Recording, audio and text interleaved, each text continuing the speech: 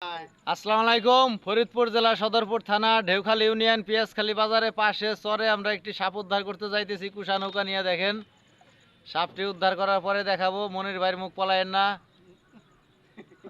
আমরা কি সাপ উদ্ধার করি, উদ্ধার করার পরে দেখাবো। সম্পূর্ণ ভিডিও সন্ধ্যার পরে আসতেছে, দেখতে পাবেন ইনশাল্লাহ। ওই সময় লাইভ দেখাবো। হ্যাঁ, এই পদ্মা নদীর শাখা, এটা আরিয়াল খাবো না না? না আমি হ্যাঁ? পিয়াজখালী ব্রিজের সামনে। এই নদীর নাম কি? এটা আরিয়াল খাল। আরিয়াল কি? পদ্মা নদী। পিয়াজখালী। পদ্মা নদীর শাখা আরিয়াল খার মধ্যে দিয়ে আমরা নৌকা চালাই যাইতেছি। আকাশের আবহাওয়াটা মোটামুটি ভালোই লাগতেছে, মেঘলা মেঘলা ভাব। মেঘলা মেঘলা ভাগ। পিছনে আবার নীল রঙের কিছু একটা দেখা যাইতেছে, নীল পলিথিনের মতো আকাশে। কাবুল আছে, হ্যাঁ। মানুষ আছে না, আবার বাইকটা যায় দেখো।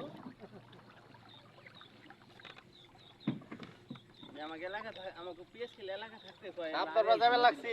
হ্যাঁ, ওই আমার কাকা আবুল সাপ ধরবা যাইতেছে। সাপুরে আব্বাস জাদুকার 100 বলে ছবি।